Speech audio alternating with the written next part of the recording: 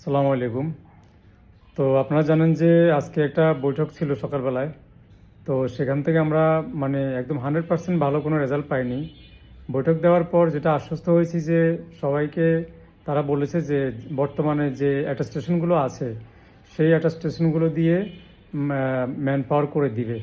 কিন্তু man power করে দিবে যে এরকম একটা নোট তারা মন্ত্রণালয়ে পাঠাইছে, কিন্তু সেখান থেকে এখনও ফাইলটা আসেনি। এখানে আর একটা দুঃখের বিষয়, এখানে দুইটা বিল্ডিং আছে, একটা ডিডিএ চালায় আর একটা হচ্ছে ডিরেক্টর চালায়। তো যেখান থেকে ফাইল সাবমিশন হয় এরপরে আরেকটা বিল্ডিংয়ে যায়, সাবমিশন হওয়ার পর ওই যে আরেকটা বিল্ডিংয়ে যায় সেখানে ওই স্যারের অর্ডার বন্ধ, উনি এগুলো অ্যাপ্রুভ করে দেয় না। তো এটা আসলে কীরকম একটা পাগলামি সমস্যা, কি পাগল ছাগলের কাজ কারবারের ভিতরে পড়লাম। তো এই বাংলাদেশের মধ্যে খুবই অস্বস্তিকর, বাংলাদেশের সব সরকারের প্রতিষ্ঠানগুলো অস্বস্তিকর, জনগণ বান্ধব না।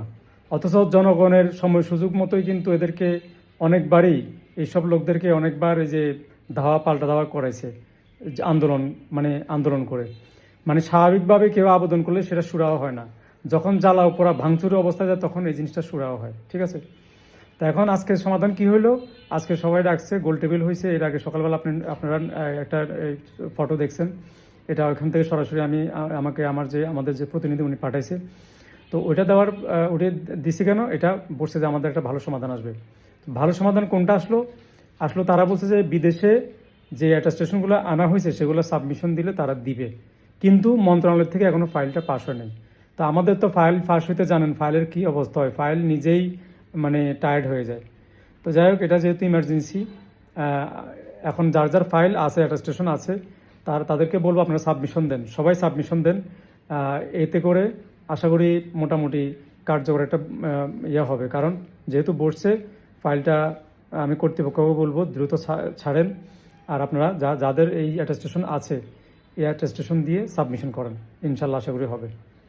তো সবাই প্রতিবাদ করেন, অনলাইনে প্রতিবাদ করেন। আপনাদেরকে অনেক ধন্যবাদ, আমার সাথে আছেন, অনেকে কমেন্ট করেন, এটা আমার ভালো লাগে। এবং আপনাদেরকে ইনফরমেশন দিয়ে সহযোগিতা করতে পারি, এটাও আমার ভালো লাগে। কিন্তু আসলে পজিটিভ কোনো রেসপন্স আনতে পারতেছি না, কারণ আমাদের জোরালো আন্দোলন লাগবে। এই আন্দোলন, এই কথাবার্তাগুলো আমাদের এইখানেই পড়ে থাকবে, ইউটিউবে আর টিকটকে পড়ে থাকবে। আমাদের আন্দোলন করতে হবে, মাঠে নেবে, কিন্তু যাদেরকে আমাদের দরকার তারা আমাদের সাথে নেই। আরএল যদি 10টা 20টা আমাদের সাথে একসাথে হইতো তাহলে অন্তত 10,000 20,000 লোক নিয়ে আমরা অ্যাটাক করতে পারতাম। ঠিক আছে, তো যাই হোক, এই ভিডিওর ভাষা যেন তারা বোঝে সেভাবে সবাই শেয়ার করবেন। আপনারাও কন্টেন্ট শেয়ার করেন, নিজেরা তৈরি করেন, যেন তাদের কানে গিয়ে পৌঁছায়। তো আশা করি ভালো থাকবেন, ধন্যবাদ।